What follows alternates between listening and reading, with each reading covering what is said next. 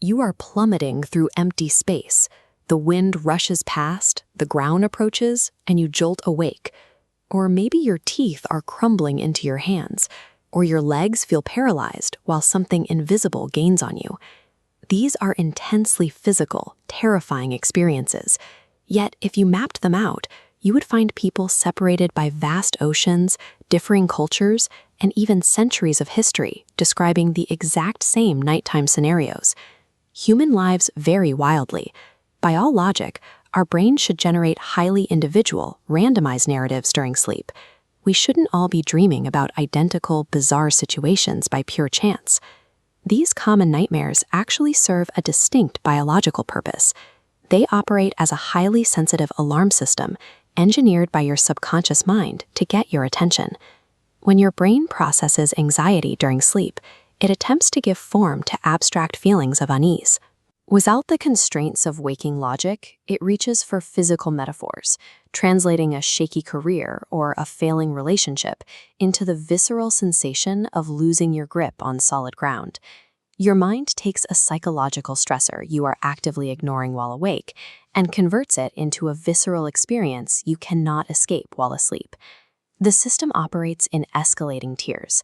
The first tier triggers when you face mild uncertainty about your life path or your identity. Think about dreams where you wander through your childhood home. When your current waking life feels unstable, your dreaming mind reaches backward. It searches for foundational reference points and the original templates of safety where your personality first formed. Then there are dreams about dying. People often wake up shaken, assuming their brain has predicted an actual impending doom.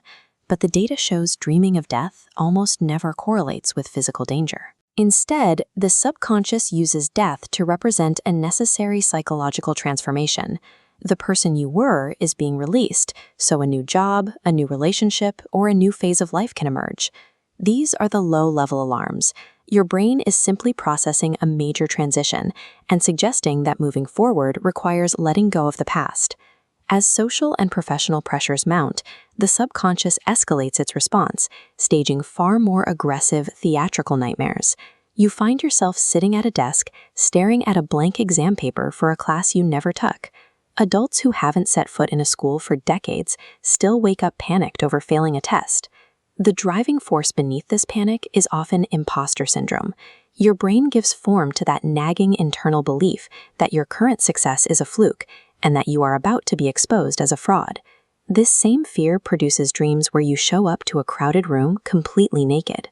Your protective barriers are gone, leaving you in a state of physical exposure to mirror the fear of your professional competence being publicly questioned. Interestingly, high-performing individuals experience these specific scenarios far more frequently than actual underperformers do. The intensity of the performance nightmare usually moves in the opposite direction of your actual likelihood of failure. Your brain runs extreme worst-case simulations to ensure you stay sharp when the stakes feel high. But when the foundational stability of your waking life begins to fracture, the subconscious triggers its highest tier of panic. To process the feeling of your life spinning out of control, your brain generates the literal sensation of the solid ground vanishing from beneath your feet. You experience a free fall. Similarly, dreams where your teeth crumble and fall out tap into a primal dread. They visualize a rapid decay of your self-image or the sudden loss of your ability to speak up and consume what life gives you. Then there is the universal chase dream. The shadowy figure pursuing you in the dark is rarely an actual monster. It is a stand-in for a difficult conversation, a neglected responsibility, or a suppressed emotion you refuse to face. The mechanics of the chase are relentless. Your legs suddenly turn to solid lead. You run in agonizing slow motion. The subconscious forces you to endure the pursuit until you finally stop, turn around, and confront the threat. These highest-level alarms strip away all the subtle symbolism. They deploy raw physical terror to demand you immediately address a crisis you've been avoiding while awake. If you continue to ignore that waking crisis, the subconscious resorts to its most aggressive tactic, the repeating dream. The exact same scenario looping endlessly night after night, sometimes for years. This flowchart illustrates the cycle. The brain conserves energy, So regenerating this same narrative means the issue is unresolved.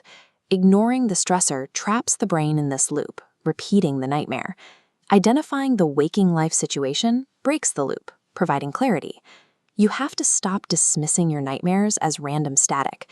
They are persistent internal signals, an urgent dialogue between the part of you that knows something is wrong and the part of you trying to ignore it. When the message finally lands, when the conscious mind acknowledges what it has been avoiding, the dream's job is finished. The persistent repetition often fades because the communication has finally succeeded.